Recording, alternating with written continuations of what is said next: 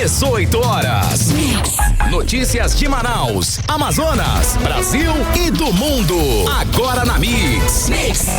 Olá, muito boa noite para você ligado aqui na 100.7 FM. Começa agora o seu programa 18 horas de hoje, segunda-feira, dia 8 de junho de 2026. E na apresentação, eu, Kennedson Paes, e comigo, Nathalie Moraes. Muito boa noite, Nathalie. Muito boa noite para você, Kennedson Paes, e a todos os ouvintes que nos acompanham na noite desta segunda-feira, bastante chuvosa aqui na capital amazonense.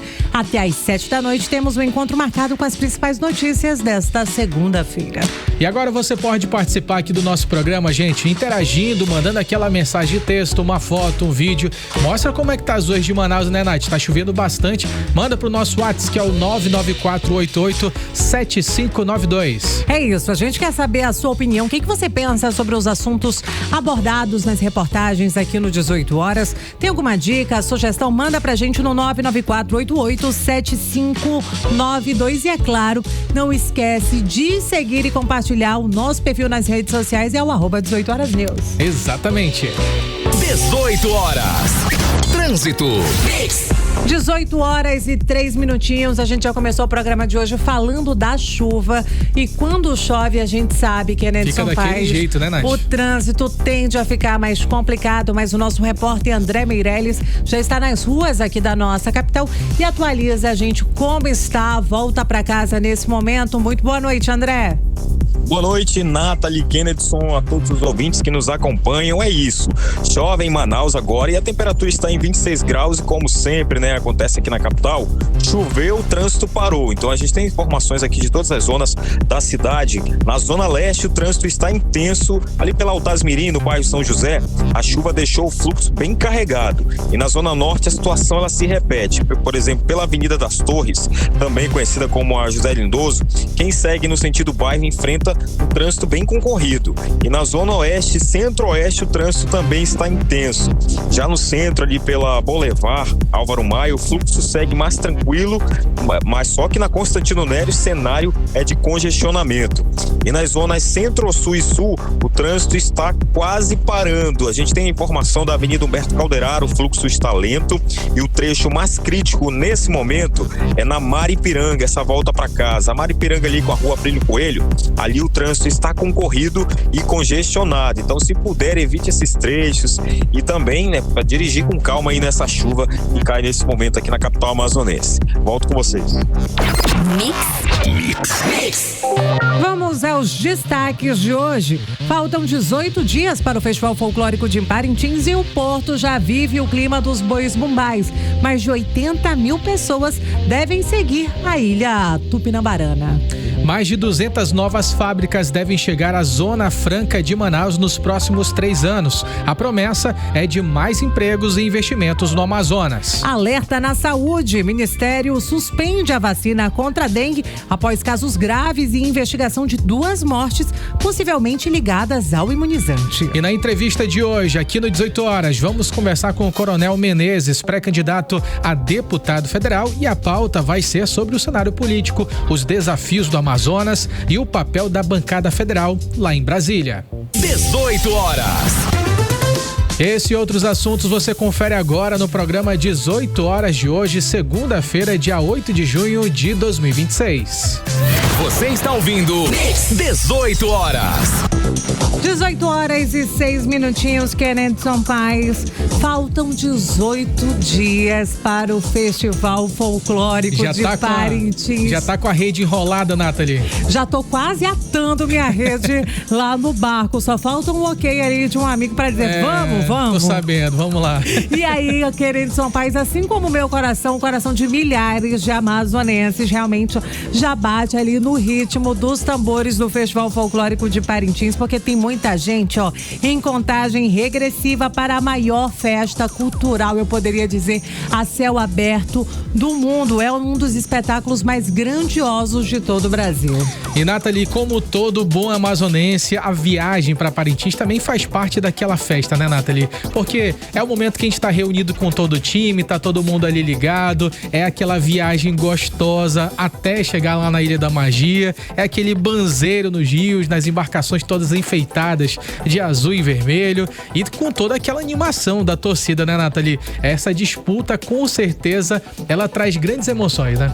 E quem passa pela Manaus Moderna, Kennedy Paz e ouvinte, já percebe realmente que o clima bovino tomou conta por lá. A movimentação já é bastante intensa no centro de Manaus. A gente já percebe as bandeiras dos bois esticadas, além, é claro, né, da bandeira do Brasil. Afinal de contas, esse ano é tudo dividido, junto, né? É tudo junto e misturado. Paixões, né?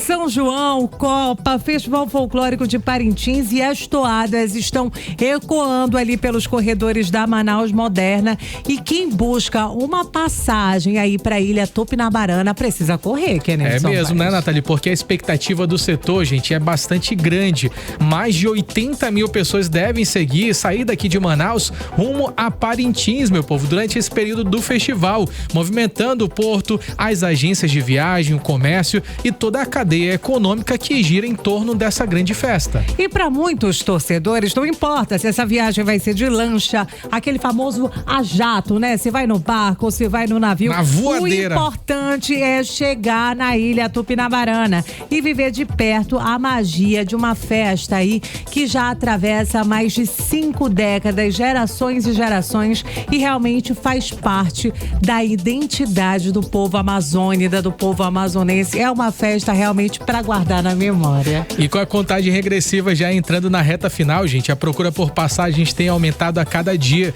Quem deixou para a última hora já começa, Nathalie, a sentir dificuldades para poder garantir um lugar ali, um lugar rumo a essa festa que com certeza é uma das mais esperadas do ano. E a gente tá falando só das passagens, né, Nathalie? De embarco, né? Só de embarque. E quem vai trazer mais detalhes pra gente, Nathalie, sobre como é que tá esse período, como é que tá essa correria lá no centro de Manaus, é o repórter André Meirelles. André, muito boa noite pra você. O povo já tá com a rede no barco, André. A toada já tá na ponta. Já decorou a toada, Nathalie, antes de passar pro André? Já sei as toadas do meu boi, viu? Olha aí, rapaz. Então, André, conta mais detalhes pra gente dessa grande festa. Muito boa noite a todos. É isso, quem vai ao Festival de Parintins de barco pode ficar mais tranquilo.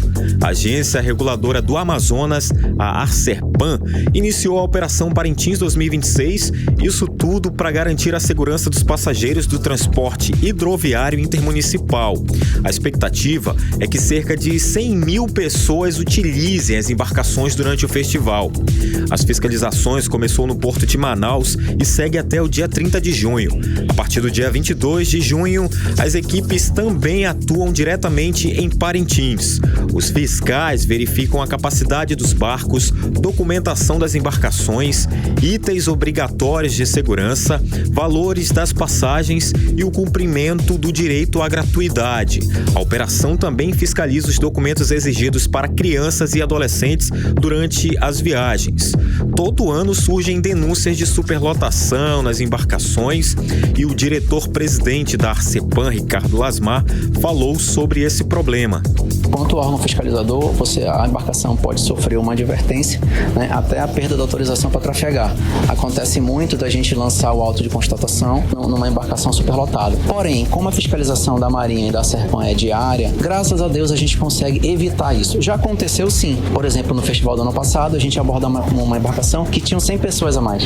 Fez o pessoal descer e liberou a embarcação, mas ainda assim a embarcação sofreu uma advertência, recebeu uma advertência. Agora, quem viaja com crianças e adolescentes precisa ficar atento à documentação exigida para o embarque. Ricardo Lasmar explicou quais são as regras. Você idoso ou CPCD que não tiver o seu direito atendido, denuncie para a nossa ouvidoria.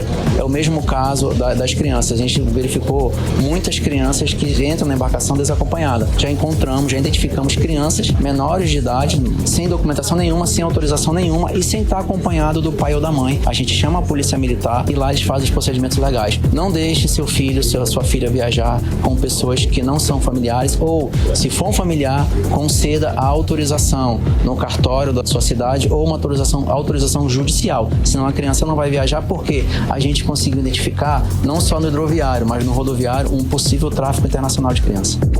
diretor-presidente também deu orientações sobre os cuidados para uma viagem segura ao festival. Ao entrar no transporte, verifique se a embarcação tem autorização, se a embarcação tem colete salva-vidas suficiente, se a embarcação não está superlotada, né? Tem a questão de carga também, que hoje as embarcações levam muitas cargas, se o preço está condizente, se a alimentação condiz, né, com uma alimentação saudável, né, a qualidade do serviço e principalmente o valor da passagem. E repito, você que é idoso, você que é PCD, se não tiver a sua gratuidade atendida, denuncie pra gente pelo 2020 11 17 ou nossos canais oficiais, que é a serpan.gov.br. É isso, as denúncias, elas também podem ser feitas pelo telefone 0800 280 8585 ou enviando um e-mail para ouvidoria, que é arcepan.am.gov.br. Volto com vocês.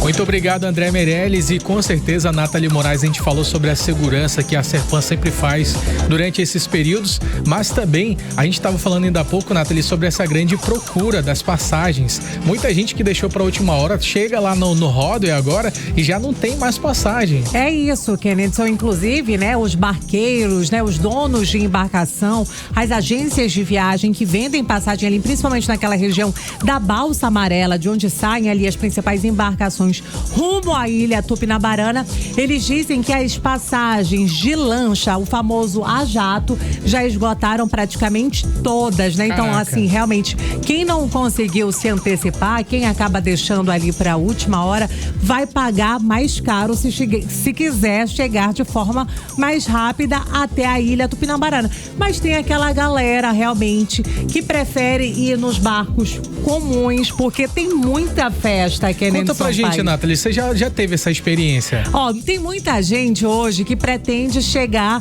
antes da festa dos visitantes, né? Então deixa Manaus na quarta. Que já começa a festa desde a viagem, né? Exato. As embarcações deixam Manaus ali na quarta-feira, por volta de 5 horas da tarde.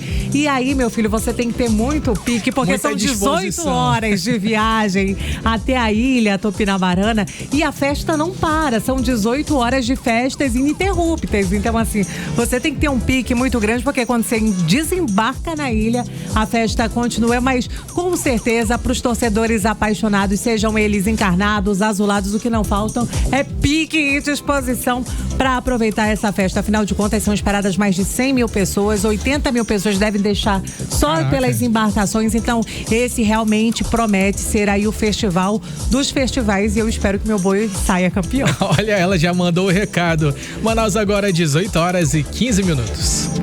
Você está ouvindo 18 horas.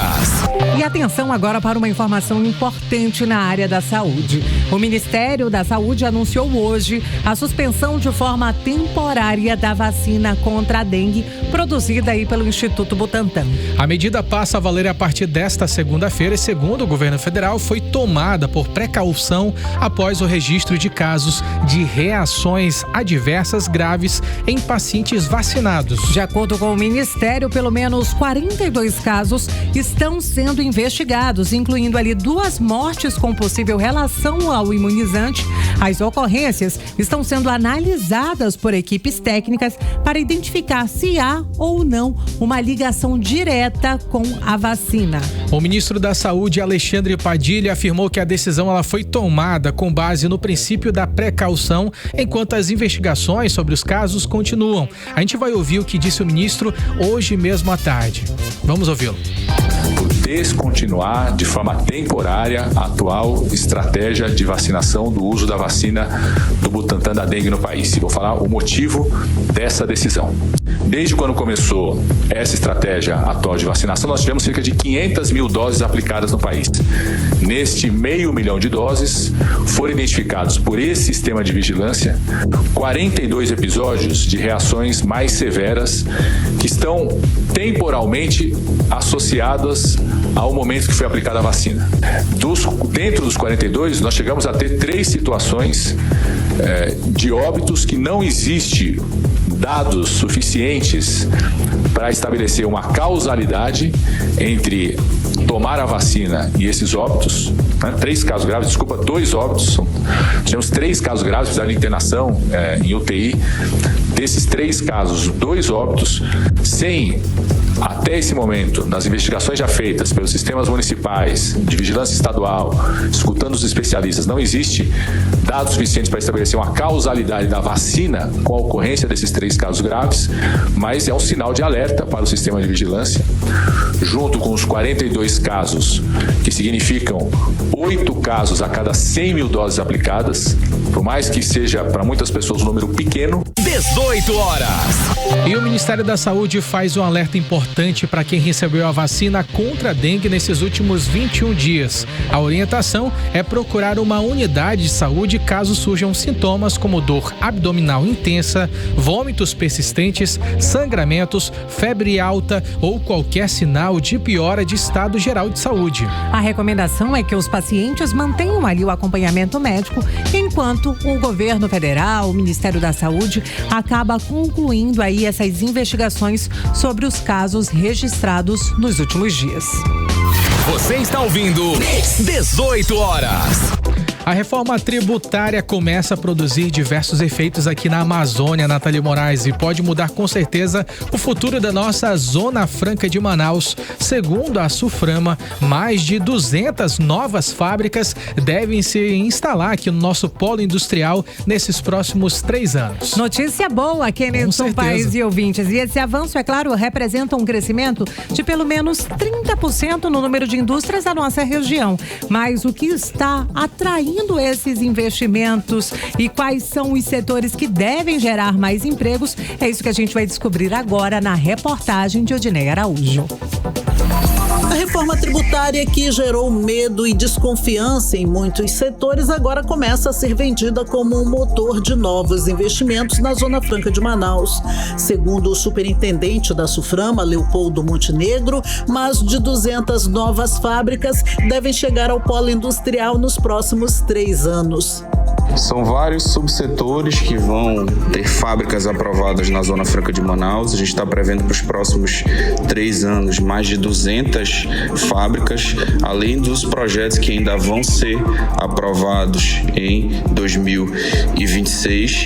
E essas fábricas consolidam a Zona Franca de Manaus como política industrial brasileira, como um caminho seguro para os investimentos industriais, como um caminho seguro para a consolidação da pesquisa, do desenvolvimento e da inovação, especialmente no subsetor de bens de informática, que vem crescendo muito. A explicação está nos novos créditos tributários garantidos à Zona Franca, que segue com benefícios protegidos pela Constituição até 2073, graças aos governos Lula e Dilma. O superintendente da Suframa, Leopoldo Montenegro, explica que a reforma tributária trouxe a segurança jurídica para os próximos investimentos, garantindo assim confiança no futuro da Zona Franca. Com a emenda constitucional aprovada em 2023, e com a lei complementar aprovada em 2025, vários investimentos surgiram a partir de então, não só de fábricas novas a serem instaladas na Zona Franca de Manaus, mas como projetos de fábricas que já existem na Zona Franca de Manaus e que estão diversificando a sua linha de produção. Isso foi graças a um trabalho da nossa bancada federal, liderada pelo senador Omar Aziz, que conseguiu colocar a Zona Franca de Manaus como única política de incentivo fiscal a partir de 2033, levando em consideração o resto do Brasil. Então, só a Zona Franca de Manaus estará com incentivo fiscal a partir de 2033. Enquanto isso, entidades industriais de São Paulo reclamam e falam em concorrência desleal. A Suframa diz, no entanto, que o Amazonas não vai roubar empresas, mas atrair novos investimentos.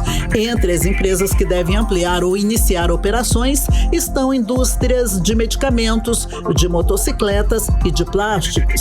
A promessa é de mais emprego, mais produção e mais dinheiro circulando por aqui. Odinei Araújo para o 18 horas. Você está ouvindo 18 horas. Entrevista do dia. E o entrevistado do programa 18 horas de hoje é o ex-superintendente da SUFRAMA e pré-candidato a deputado federal pelo partido Avante, Coronel Menezes. Ele voltou ao centro dos debates políticos depois de lançar oficialmente ali a sua pré-candidatura em Manaus e defender toda a experiência e a sua articulação política, que serão aí fundamentais para ampliar a representação do Amazonas em Brasília. Menezes também contestou avaliações de que o Avante teria dificuldades para poder eleger um deputado federal e afirmou que a eleição de 2026 será decidida nas urnas e não apenas nas redes sociais. E para falar sobre o cenário político, os desafios do Amazonas e os planos para as eleições desse ano, a gente recebe aqui agora o Coronel Menezes. Seja muito bem-vindo ao programa 18 horas. É um prazer imenso receber você aqui mais uma vez, Menezes. Para iniciar a nossa entrevista, eu queria que você falasse. Muita gente falava ali do clima de desconfiança, de que o Avante teria ali uma certa dificuldade, que não ia conseguir eleger nenhum deputado federal. O que você acha desse cenário, essas pesquisas aí que estão sendo divulgadas? Muito boa noite, Nathalie, muito obrigado pelo convite. Cumprimentar também o Ken aqui, a todos os seus ouvintes, né, da Mix 18 horas. Em primeiro lugar, a gente acredita no trabalho. A pesquisa, ela é uma fotografia do momento. E hoje, o que nós temos nos quadros do Avante, na nominata do Avante, tem alguns partidos que já lançaram a pré-candidatura, dos seus pré-candidatos a deputado federal. Nós estamos falando de federal. Eu não vi ainda a maioria dos partidos fazer nenhum lançamento. Eu vi sim o Avante. E o que eu quero dizer é que o Avante, ele tem um time de trabalho. Nós temos lá a doutora Ariel, tem o pastor Joelso, que é uma grande liderança no meio evangélico. Nós temos da Assembleia de Deus, da né? Assembleia de Deus, né? Mas o evangélico como um todo, né? Sim. Tem a doutora Chádia, que é uma médica experiente, renomada.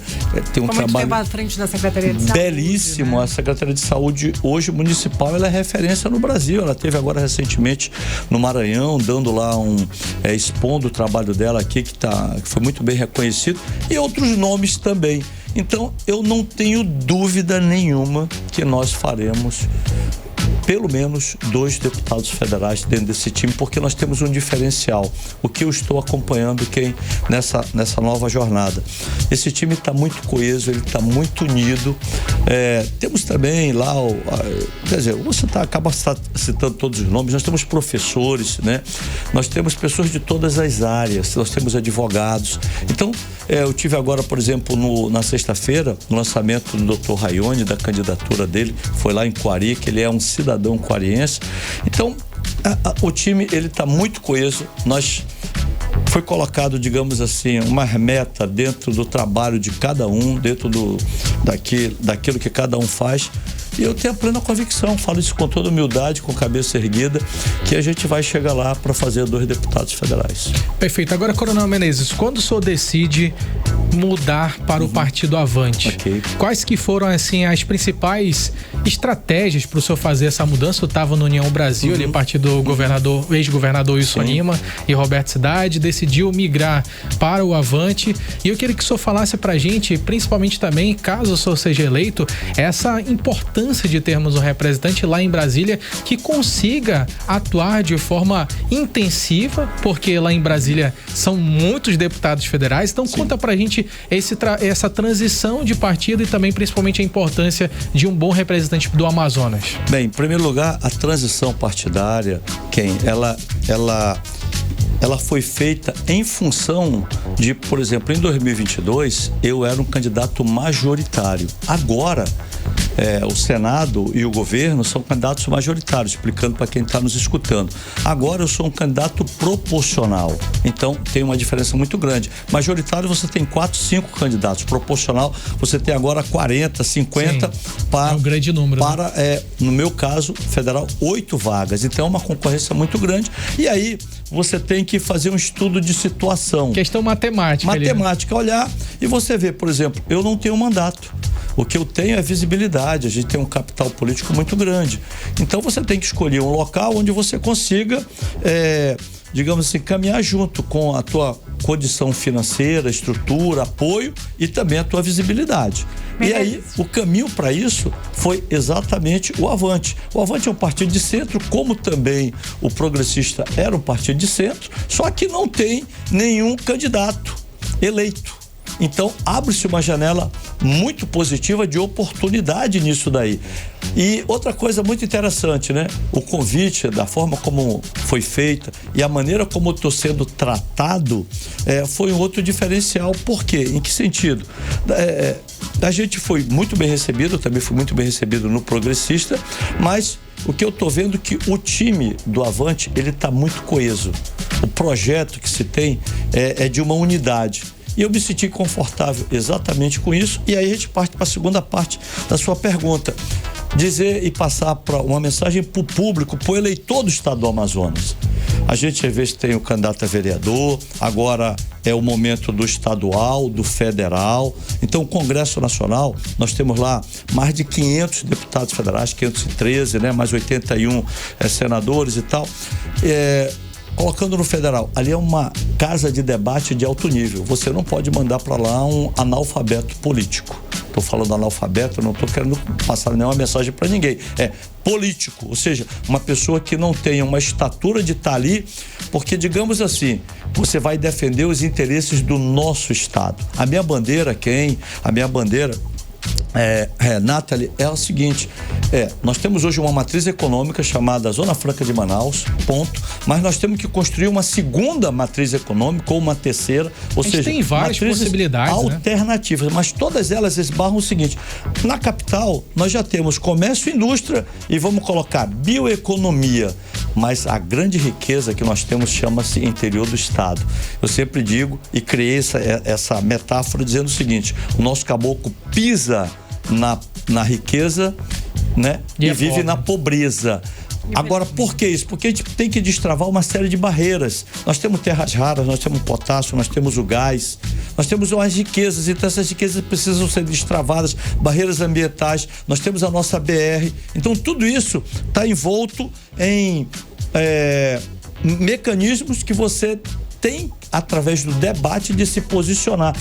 E isso, claro, traz segmentos contrários a nós, porque nós somos hoje no Brasil a única zona franca, o único local do Brasil onde nós temos isenções tributárias, e tem estados que não nos veem com bons olhos, e lá não dá pra gente pegar uma marreta e pôr vídeo na mão, entendeu? E colocar e tal, e começar a falar mal do presidente da Câmara, do Senado, que isso não vai resolver nada. Você tem que ir para o microfone, defender suas ideias e mostrar por que isso é importante para colocar prato de comida na sua mesa, você que está me escutando, melhor educação para o teu filho e gerar oportunidade de emprego e renda para todo o nosso povo. Coronel Menezes, o senhor falou aí sobre essa questão da visibilidade, né? E hoje a gente vem acompanhando, principalmente com esse avanço das redes sociais, muita gente fala até que a rede social hoje vem definindo aí eleição. O que o senhor acha desses pré-candidatos, dessas pessoas que já se dispõem aí para ser um representante do Amazonas, que estão aí na briga por uma vaga na Câmara Federal, que buscam essa visibilidade? Visibilidade vai conseguir realmente defender as nossas pautas? Nathalie, essa pergunta é muito importante e ela é oportuna. Veja bem, o candidato dentro do campo político, o primeiro passo para ele ter assim uma candidatura, qualquer pessoa pode ter, mas ele tem que ter uma chamada curva do conhecimento. Quando você pergunta alguma coisa, olha, um locutor, aí o nego fala, é o quem? É o Pedro, é o João. Significa que você está na onda. O nego sabe quem você é. Mas a mídia social, por si só, ela não é o fator preponderante disso, porque você tem que ter um trabalho em relação a isso. Estamos falando de política. Você tem que ter um passado, as pessoas têm que te conhecer, não basta dizer, não, que eu sou amigo do camarada ou eu sou isso. Não, não é. O meu caso, eu tenho uma relação pessoal com a família Bolsonaro. Essa relação não é política, ela é pessoal, ela vem de 40 anos, querendo ou não. Então foi uma coisa construída ao longo do tempo. Quando o presidente falou, olha, eu sou padrinho de casamento dele. E aí as pessoas foram ver o meu passado. Fui 30 anos militar do Exército Brasileiro, fui preparado para ser general, fiz os cursos de mais alto nível, sou administrador financeiro, eu fiz um doutorado, cursei estratégia na Escola Superior de Guerra. Eu estou falando, eu particularmente servi em organismos internacionais, na ONU e na OEA. É lá onde a gente trava essa batalha, que você está me falando, que você me perguntou, do interior do estado, para a gente quebrar essas barreiras. Eu conheço essas pessoas, eu conheço como elas operam. Então, o que vai trazer para o eleitor dá para ele a segurança para ele votar bem é exatamente isso. Não caia nesse negócio, olha, só a rede social e tudo. Isso é uma bolha. Porque o camarada tem que olhar se esse camarada que tu vai votar, você que está me escutando vai votar, ele tem a capacidade de te representar. Porque, olha o que acontece. Por causa das redes sociais, vamos ser bem direto e eu vou concluir agora, né? Você tem alguma pessoa lá, um político, um candidato, que fala mal de A, de B e de C. Aí eu te pergunto, eu quero perguntar para você, eleitor que está me escutando. Falar mal de A, de B e de C, muito bom. Agora eu quero saber o seguinte, o que ele melhorou na tua vida? Ele melhorou a tua condição de vida lá na tua comunidade? Ou seja, ele facilitou o asfalto? Ele gerou emprego? Falando mal de A, de B e de C lá na tua família? Ele aumentou o valor da cesta básica da população? Você está me entendendo o que eu estou te falando? Se ele conseguiu apresentar melhorias, claro, além de uma crítica, porque né? Falar crítica é muito legal. E aí eu vou concluir com você o seguinte, por exemplo, tem um determinado partido que ele fez uma convenção igual a que o Avante fez na semana passada. Ele trouxe o presidente nacional. E esse partido tem muita gente que investe nessa parte de visibilidade, mídia política. E o que a gente viu? Foi um fiasco.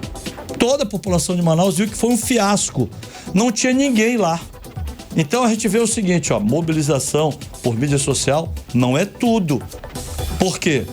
Você precisa ter o camarada lá engajado presentemente, mobilização. E isso não se viu. Aí o Avante foi lá e fez um pré-lançamento da candidatura dos pré-candidatos a federal. Reuniu mais de 10 mil pessoas. Não, 10 mil não. Né? Não, 12 mil pessoas. 12 mil dentro, né? Uhum. E agora eu vou ser franco. É só pegar o drone. Tinha pelo menos de 3 a 5 mil fora, que não conseguiram entrar. Então, aí você vê, não tem tanta gente empenhada em mídia social, por exemplo. Eu até tenho uma mídiazinha pequena, mas o nosso trabalho envolve outras coisas, envolve trabalho com a comunidade, envolve segmentos que gostam, que acreditam nas tuas ideias, que tu fala assim, quem? Dá pra você tirar um tempo lá do teu trabalho e me prestigiar, o cara vai. Então, eu não vi esse poder de mobilização das mídias lá no evento desse outro partido. Então, isso a gente tem que levar em conta. Agora, Coronel, só falando sobre redes sociais, uma coisa é fato, Coronel. Realmente, o que o senhor mencionou é super interessante, de que, de fato, esses candidatos precisam ter essa robustez política para poder nos representar bem lá em Brasília. No entanto, a questão das redes sociais, até mesmo foi feita uma pesquisa recente, que a população ela tem utilizado para se informar muito mais as redes sociais do que as plataformas que são as mais tradicionais, TV, rádio. O senhor acredita que esse trabalho nas redes sociais, assim como o senhor mencionou que já tem vários outros projetos sendo feitos ao longo desse período, o senhor acredita que isso vai ter uma ação mais intensiva nas redes sociais também para tentar convencer esse eleitorado? Porque é onde o público está, né? Apesar dos pesares, é onde as pessoas acabam se informando, né, sobre política. Eu concordo plenamente com você, porque isso é o futuro, é o avanço. Eu concordo em partes, viu? Eu acho que tem... Não, mas eu vou fazer a minha... Quando eu falo, eu concordo plenamente com você com relação ao avanço. Sabe por quê? No meu tempo que você era um jovem, era um adolescente... Um aprendiz. Tá vendo? Era um aprendiz. Onde é que estava a informação? No papel, no jornal. O voto estava no folhetim, concorda? E tinha uma confiança muito grande, né? Hoje de que aquilo era real. Hoje está no teu celular, então a informação chega. Agora uma coisa é certa, chega a informação no teu celular, na mídia, mas chega também a desinformação, chega também a fake news. E agora nós temos um outro componente que eu quero chamar a atenção de você que está me escutando. Chega a IA, porque a IA consegue colocar uma foto minha com aquilo que meus adversários querem. E o camarada que recebe, se ele não tiver uma maturidade política, ele vai olhar e falar, olha o Meirelles tá com fulano, com Beltrano, ou então eles conseguem mudar a minha voz e colocar uma coisa que eu não falei. Então a gente tem que ter exatamente esse cuidado. Mas a evolução é exatamente para esse campo. Agora, só pra gente continuar, como a gente tá falando sobre ex-aliados, a gente tá falando sobre concentrações de pessoas, eu queria que o senhor contasse pra gente, coronel, como é que tá a sua relação hoje com o PL regional aqui do estado do Amazonas, né? E também como é que tá a sua relação com o bolsonarismo. Hoje, o senhor tá no Partido do Avante, eu fui nessas reuniões com o Augusto Cury, estive presente nesses grandes eventos do Avante e foi pregado muito essa neutralidade, né? Eu me estenderia também ao governador do Amazonas, Roberto Cidade, no qual o senhor já foi até vice, né? Como é que tá todas essas relações? Vamos por parte. Vamos lá. Eu não sou o camarada hoje, agora, para falar mais adequadamente sobre o PL. O PL tem problemas. Todo mundo sabe os problemas que o PL tem. O que eu posso resumir o problema do PL é num só. Chama-se presidente do partido, né? Por quê? Essa rachadura é real, então? Não, essa rachadura é real, não. Ô, Nathalie, vamos ser bem franco, né? Se você coloca a raposa para tomar conta do galinheiro, tu tá roubada. Então, você não pode pegar Olha bem, a minha pergunta que eu faço para o eleitor é: você realmente acredita que o PL no Amazonas ele defende a direita? Por quê? O PL era um partido de centro, tinha gente de esquerda e de direita.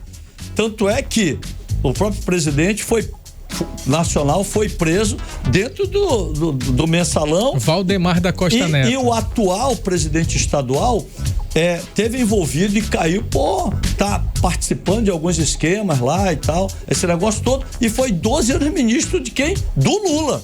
Então você não pode. Aí, agora, recentemente, aí o Bolsonaro entrou. Aí todo mundo virou virgem. Não pode ser assim, cara. Não pode ser assim. Aí eu vejo o camarada que passou 12 anos na mesa do Lula, coloca o gorro, fala: não, agora é o Flávio a solução pro Brasil. Falsidade, isso não existe. Ninguém engole uma história Oportunismo dessa. Político, o senhor considera? Oportunismo político, calma lá. Mas aí é que tá. Ninguém engole uma história dessa. Então, isso é o PL com diversas facções lá dentro, porque quero falar uma coisa pra você. Eu tô falando de unidade, isso é importante. Casa dividida não prospera. Eu tive agora com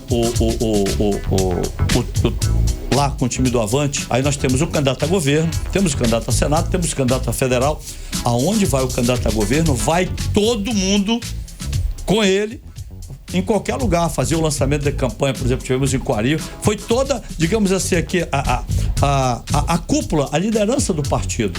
E o que você vê no PL? Por isso que eu falo, não sou o camarada mais apropriado. Só fez uma comparação com o Avante agora, né? Você vê, exatamente. Você vê lá, a candidata do PL vai um outro candidato com ela, o outro candidato que é não sei o que para outro lado, e você não vê o presidente do PL indo com ninguém. Você vê se o presidente do PL anda com o candidato ao Senado. Não anda. O candidato ao Senado joga o presidente do PL lá na água. Vê se a pré-candidata ao governo anda com o presidente estadual. Não anda. Ninguém anda com ninguém. Ali são várias patotas. Então, isso é o PL. Eu não estou aqui para discutir o PL, estou aqui para discutir o Avante. O Avante, como eu estou te falando, a gente está coeso dentro desse negócio.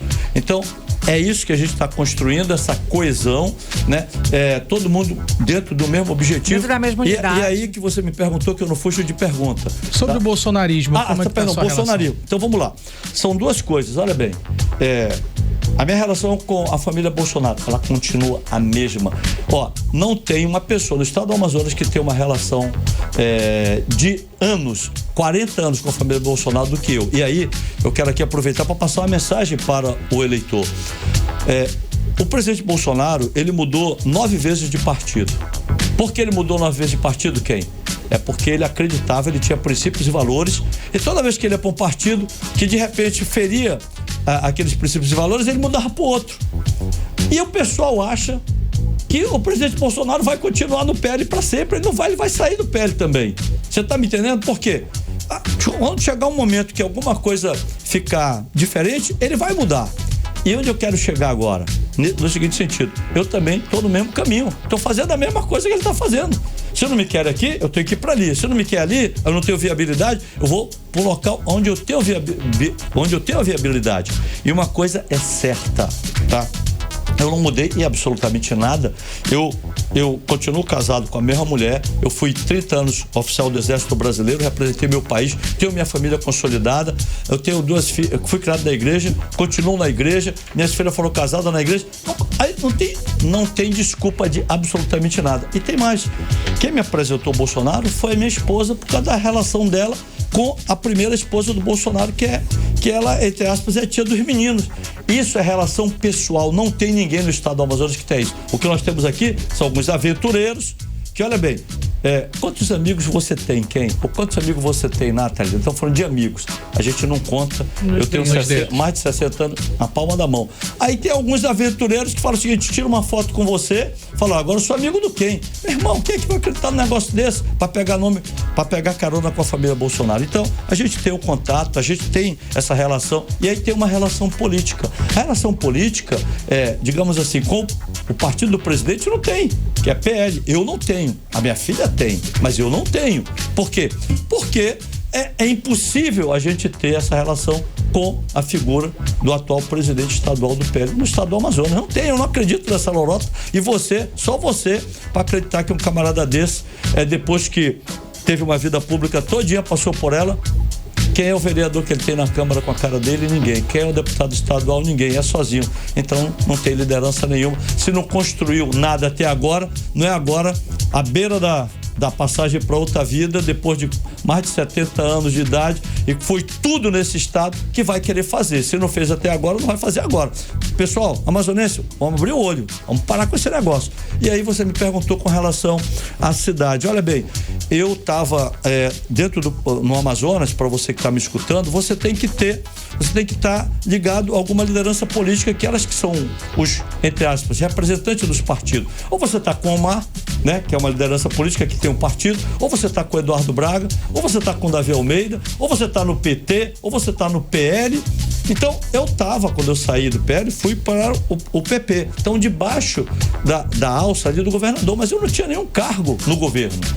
Coronel, mas até os 45 do segundo tempo ali na convenção, o senhor era tido ali como pré-candidato. E houve até aquela questão que o senhor até chegou a ser anunciado pelo próprio governador. Mas olha bem, tudo isso aconteceu antes da data final da janela partidária, que foi no dia 4. Então, é aquele negócio, né? Nós temos um prazo final. É igual, olha o que você está me dizendo. A gente fala assim, eu me lembro quando eu entrei na política, eu era, por ser militar, a gente acredita muito em valores. Então fala, não, isso aqui não, isso aqui sim, aqui não. E o presidente... É o ideal, né? Aí o pessoal diz, Menezes, você tem que dialogar mais. Hoje nós dialogamos com tudo, aí o pessoal fala, poxa, mas você mudou? Mudou dessa maneira? Olha bem, 4 de abril, fechamento da janela partidária. Até ali, todo mundo mudou de partido, meu irmão. Sim. Teve gente que mudou no meia-noite e vocês não comentam. Então, a gente comentou. Agora, não, quando eu falo vocês, não é vocês dois. Tudo bem, mas o Menezes, foi realizada uma solenidade antes dessa data. Até essa data, até o dia 4 podia mudar. Eu não podia mudar depois dessa data. Então, toda a decisão que eu tomei foi isso. Com relação ao Roberto Cidade, eu estava, repito, dentro desse escopo do governador, ele me chamou, me convidou para ser o vice da cidade, eu aceitei, deu no que deu lá, não por mim, pelo cidade, e a vida que segue, e estamos hoje dentro de outro grupo político, entendeu? E eu não tenho dúvida nenhuma que nós vamos vencer essas eleições. Agora, Coronel, pra gente já indo para os nossos finalmente, né, Nathalie Moraes? Eu queria que o senhor contasse pra gente agora, nesse encerramento, as suas principais pautas, aquilo que o senhor almeja pro estado do Amazonas. O senhor que já teve grande referência em relação à Zona Franca de Manaus, esteve à frente da Zona Franca. O senhor conhece, como o senhor mencionou ainda há pouco, o estado do Amazonas, as matrizes econômicas. Qual que é a sua proposta para o povo do Amazonas que está lhe ouvindo agora? Muito obrigado pela sua pergunta, Ken. Ela é espetacular. Eu vou resumir aquilo que eu acredito. Olhe bem, eu venho de uma origem muito humilde, mas eu nasci aqui. Nasci aqui em Manaus, no bairro da Cachoeirinha. Eu fui criado num bairro de invasão, que é o Alvorada. E se eu cheguei até aqui, é porque minha mãe me colocou num colégio militar. Mudou toda a minha vida. Então, primeiro, educação de qualidade. Mas não é educação da boca para fora, como falam alguns segmentos ideológicos, não. É porque a educação te liberta, a educação da mobilidade social. E quando eu entrei no colégio militar, Nathalie, olha o que aconteceu. Eu aprendi lá o valor do mérito, eu aprendi a competição de se estudar para ser alguém na vida, ler livros, procurar o conhecimento, e aquilo me trouxe há 30 anos no Exército. Aí eu tive merecimento, aí eu tive valores, família, lealdade, disciplina. Saí de lá. Então, nesse tempo que eu fiquei no Exército, eu já falei de educação. O que eu aprendi?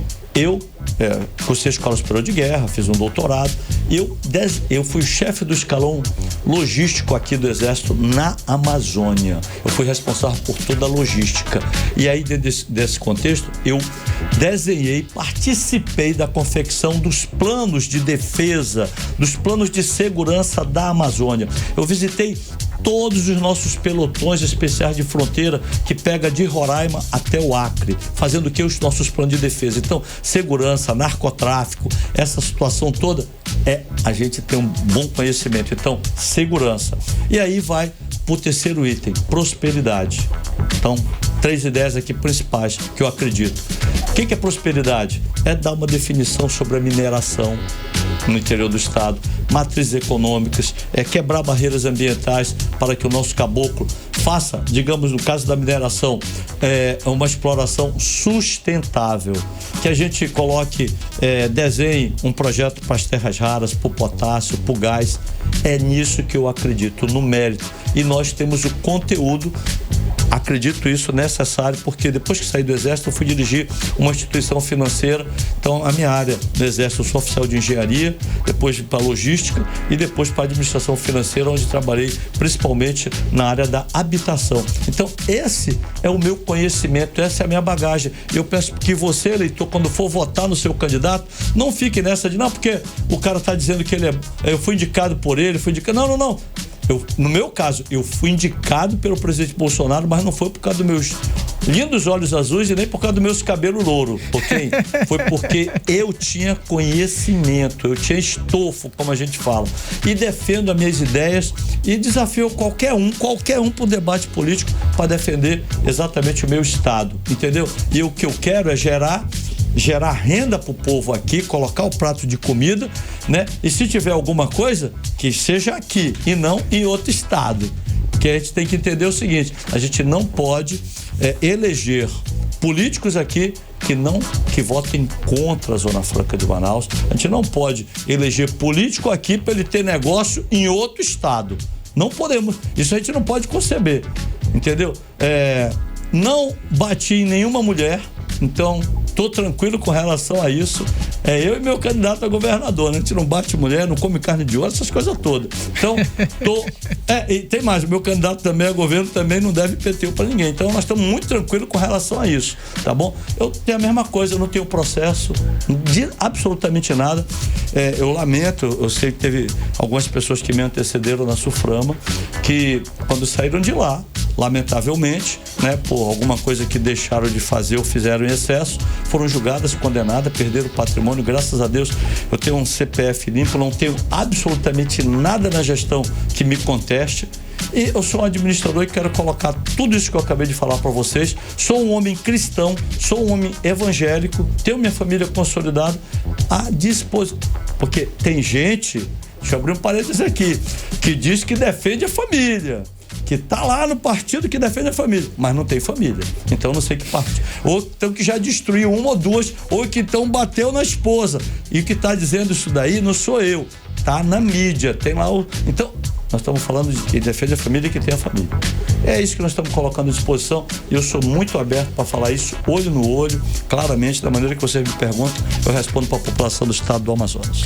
Muito obrigada pela sua participação. A gente conversou com o Coronel Menezes, ex-superintendente da Suframa e pré-candidato a deputado federal pelo Partido Avante. Boa noite. Boa noite. Você está ouvindo 18 horas. Trânsito. 18h50. A gente volta a falar com o repórter André Meirelles, que está nas ruas de Manaus. E aí, André, o trânsito deu aquela aliviada ou continua muito congestionado na noite dessa segunda-feira chuvosa aqui na nossa capital? Conta tudo pra gente.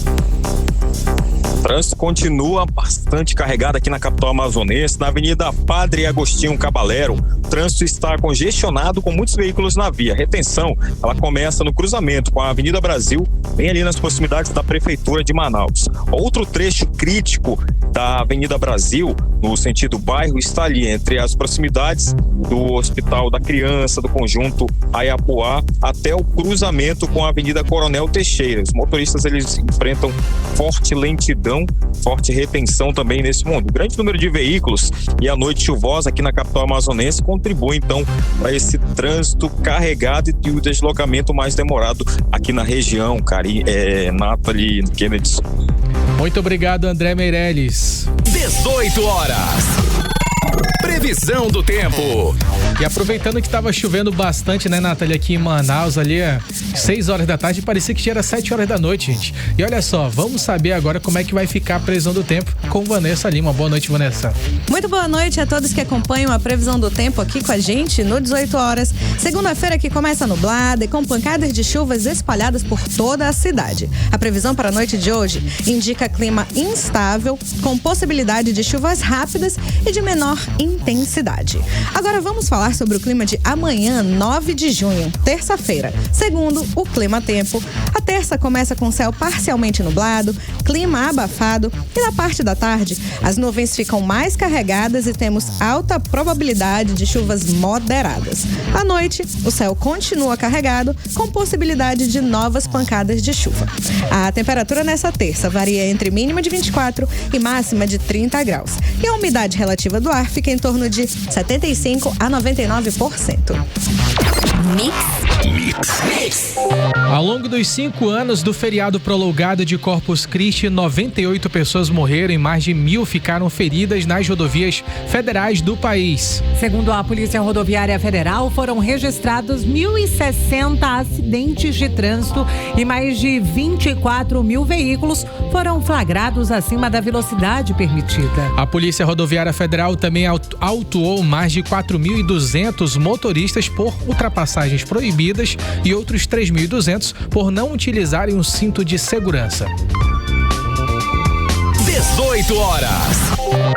E o Amazonas, Nathalie Moraes, lidera o ranking dos estados com as rodovias menos seguras do Brasil. De acordo com a pesquisa CNT Rodovias, com base em dados de 2025, 74,7% das estradas do estado apresentam baixo índice de perdão aos motoristas, o que significa menor segurança em caso de acidentes. Enquanto isso, os estados de São Paulo e Rio de Janeiro aparecem ali entre os mais bem avaliados nesse levantamento feito pela Confederação Nacional dos Transportes, que acaba ali analisando as características das rodovias, como elas podem influenciar na gravidade desses acidentes. E a preocupação não está apenas nas estradas. Em Manaus, entre janeiro e maio de 2026, foram registradas 110 mortes no trânsito, o aumento de 7% em relação ao mesmo período do ano passado. Das vias com maior número de vítimas fatais, estão aí as vias da Zona Leste de Manaus, inclusive Kennedy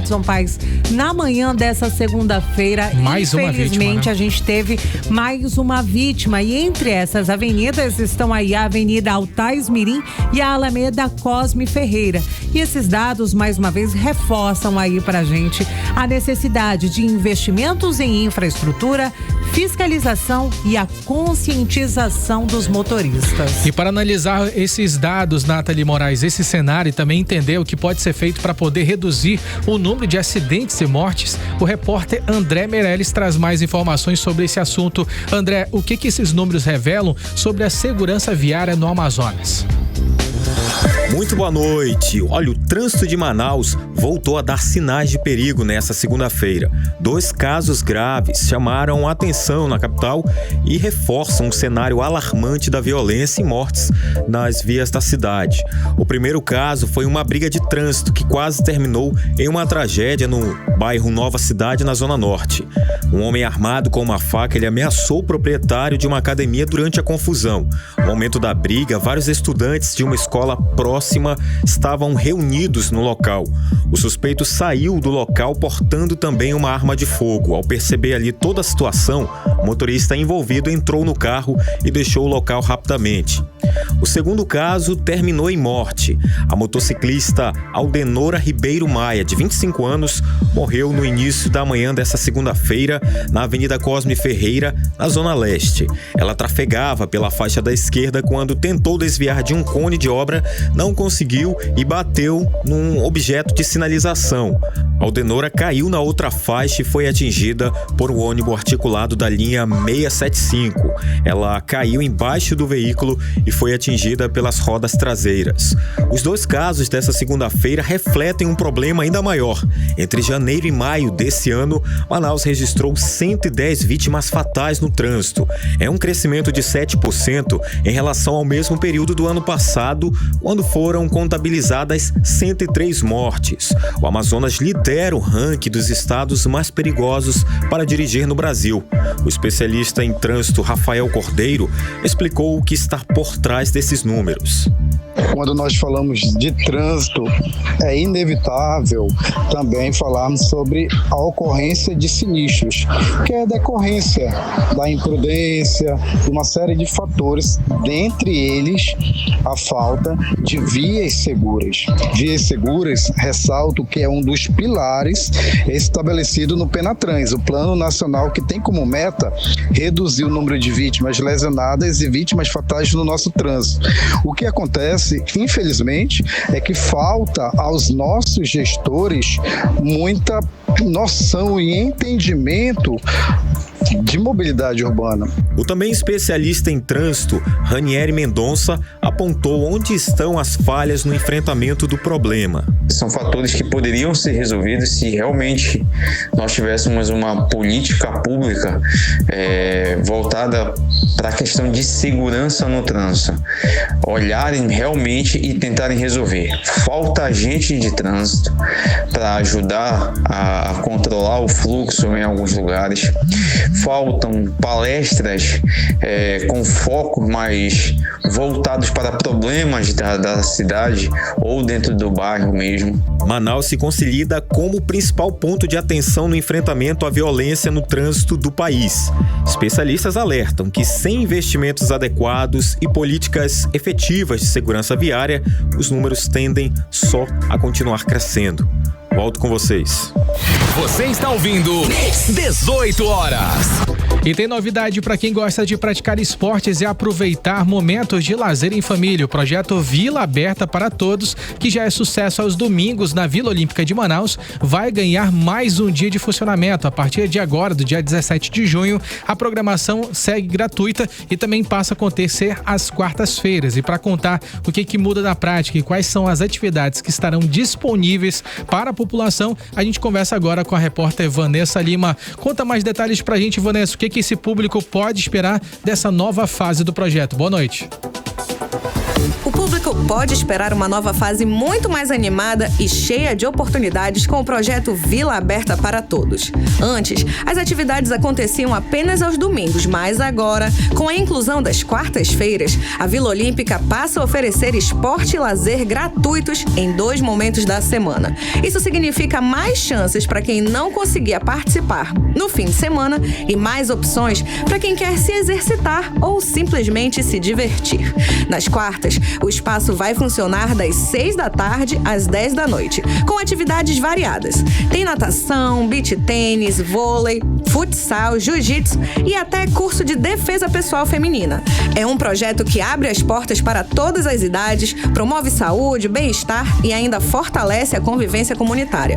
O anúncio foi feito pelo governador Roberto Cidade durante visita ao espaço nesse último domingo. E você que quer praticar os esportes, venha para cá, para a Vila Olímpica, que nós estamos com um projeto aqui de abrir os espaços da Vila Olímpica para que você possa aproveitar, vir para cá, fazer seu esporte, sua atividade física, caminhada, corrida. Você que quer fazer um treino de jiu-jitsu, de beach tennis, você que quer também participar do PELSI, que hoje nós abrimos também aqui para as nossas crianças, do nosso kart, aproveitar esse espaço aqui, que é gigantesco, e cuidar da nossa saúde. Valeu! Então já sabe, a Vila Olímpica, a partir do dia 17, abre as portas 2 vezes por semana, trazendo esporte, lazer e muita energia para todos. É mais qualidade de vida e mais chance de reunir a família e os amigos em um espaço que é de todos nós. Volto com vocês. 18 horas. Vamos agora direto para o Editorial 18 horas. Editorial 18 horas. O governo federal intensificou nos últimos dias o combate ao crime organizado em todo o país. 3 semanas após o lançamento, o programa Brasil contra o Crime Organizado já apresenta os primeiros resultados. Foram mais de 67 toneladas de drogas apreendidas, além de 639 armas, 26.875 munições, 1.013 veículos e mais de 470 pessoas presas. Ao todo, mais de 9.200 profissionais de segurança pública participaram de 11 operações integradas realizadas em todo o país desde o dia 12 de maio. No acumulado de maio e abril, as ações resultaram em mais de 2.100 prisões em flagrante, além de apreensões de drogas, armas e veículos. O prejuízo econômico causado ao crime, sem contar o valor das drogas, já chegou a mais de 220 milhões de reais. Só em abril, a Polícia Federal realizou 128 operações, prendeu 849 pessoas em flagrante e efetuou 1.371 capturas por meio dos grupos especializados. Também foram cumpridos 295 mandados de busca e apreensão. Nesse mesmo período, o impacto financeiro contra as organizações criminosas chegou a 272 milhões em descapitalização. A Polícia Federal apreendeu ainda 160 armas, 4.563 munições, 5,6 toneladas de cocaína e 20,9 toneladas de maconha. As operações de fronteira alcançaram as 27 unidades da federação. A ideia central do programa é reunir União, estados e municípios em uma resposta coordenada ao crime. E os primeiros resultados indicam que esse modelo está funcionando. Ou seja, todas as forças de segurança precisam atuar de forma integrada, com troca de informações e objetivos em comum, porque se cada instituição trabalhar sozinha, o crime organizado continuará avançando e a sociedade corre o risco de perder definitivamente essa guerra. 18 horas. 7 horas e 3 minutinhos, a gente volta a se encontrar nesta terça-feira. Muito boa noite pra você, Kennedy São Pais, e até amanhã. Boa noite, Nathalie Moraes, boa noite a todos que nos acompanharam até aqui. Até amanhã, gente. Você ouviu 18 horas. As notícias do Brasil e do mundo. De volta amanhã.